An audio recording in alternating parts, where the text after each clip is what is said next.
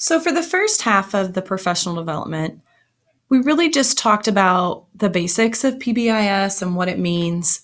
And now for this piece of the PD today, we'd like to speak specifically more how PBIS looks at Milford High School. For your learning targets for this portion of the presentation, I can explain the purpose of implementing PBIS at Milford High School. I can identify and apply the 6 components of school-wide PBIS. I can create and implement tangible reinforcers in my classroom. We can no longer expect that students have been taught accepted behavior.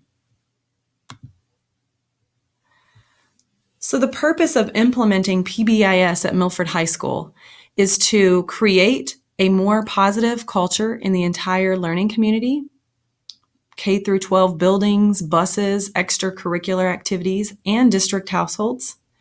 Continue to improve life in school for all students. Challenge students and adults to maintain consistent expectations. Inspire positive behaviors within the learning environment. And empower the decision-making process by utilizing behavioral data.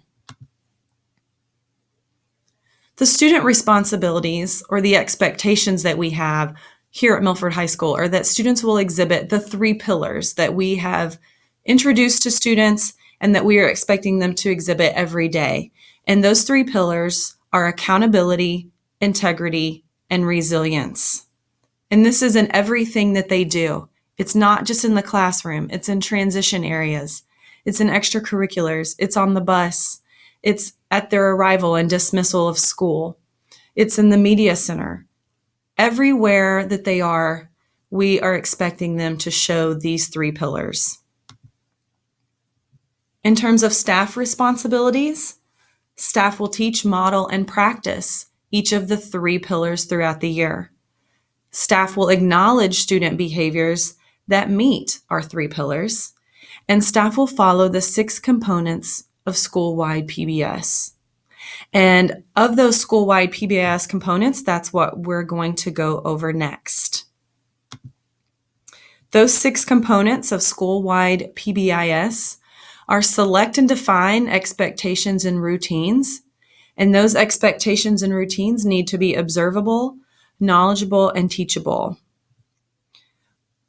Another component is to teach behaviors and routines directly in all settings, actively monitor the behavior. 4th component is to acknowledge appropriate behavior. 5 is review data to make decisions. And finally, 6, correct behavioral error. So think about this. When a child doesn't know how to read, we teach. When a child doesn't know how to add, we teach. When a child doesn't know how to spell, we teach.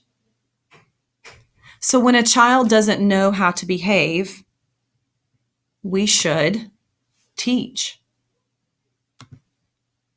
PBIS has proven to work, but it takes time and patience, and it's not an instant fix. The key for PBIS to work is consistency. So we must model our expectations, remain consistent with teaching those expectations, and provide specific positive feedback to help kids stay on track and become successful with meeting those expectations. Our behavioral expectation system will focus on acknowledging students who follow and adhere to the 3 pillars: accountability, integrity, resilience. And this program works in conjunction with school-wide and classroom goals. One thing that you can focus on is specific verbal feedback. When you observe students demonstrating accountability, integrity, resilience, acknowledge them by giving them specific positive verbal feedback.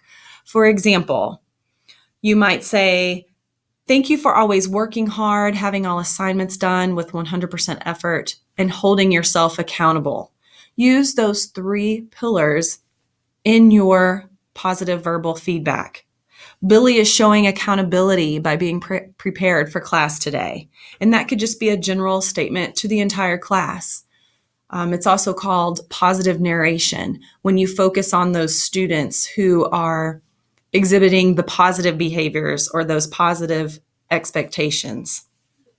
You have shown great resilience this quarter by never giving up, even when you were struggling with solving the equations. I appreciate your honesty. You are exhibiting integrity. And the key to making this program work is for all teachers and staff in the building to be aware of the program and use the same vocabulary. We also want to make sure that we're using those tangible reinforcers or incentives in our classrooms in recognizing those positive behaviors. Just some classroom strategies that may help with reinforcing PBIS in your classrooms. Set up your room to be student-friendly. Arrange desks for easy teacher access to all students. Room movement is vital to ensuring students remain on task. During instruction, challenging students should not be in the corner or the back of the room, but within 2 or 3 feet of the teacher. One thing that's really helpful is using proximity and eye contact for increasing positive student behavior. Keep students on task with instructional activities during academic classes. Effective teachers understand that unstructured time or downtime will do nothing but cause students to misbehave. So instruction and classroom management go hand in hand.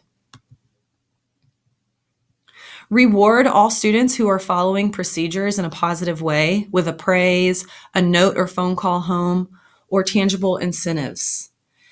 Many of you are using the positive behavior reports that are in public schoolworks, and that's great. That's part of that positive behavior intervention supports in your own classroom. And later you'll have the opportunity to brainstorm tangible incentives that you can use in your classrooms as well. One thing that it's important to do in your classroom as well is teach the students the expectations and objectives for each and every activity, assignment, test, etc. Never assume that a student will know what you expect from them. Look for classroom resources to motivate and manage challenging students. Positive reinforcement strategies are excellent for boosting good behavior and learning. And don't forget about your colleagues. Speak with other staff members who have worked with a challenging student, find out what interventions have worked best for them, and just use collaboration with them, because that's definitely an important strategy that is effective. Something small that makes a big difference, just greeting each student by name as they enter your classroom. That's part of our focus on relationships, just really getting to know your students and making sure that they understand that you care about them as a person. Be clear and direct with your expectations. Reinforce and remind students of your expectations every class period on a daily basis. Limit use of sarcasm or demeaning tones. And don't forget to make parent communication a priority, because they are a part of that team. Be firm and to the point, and be consistent with discipline. Always follow through with what you say you will do, and follow through with the consequences you have set forth when a rule is broken. Have your classroom rules posted for all of your students to see.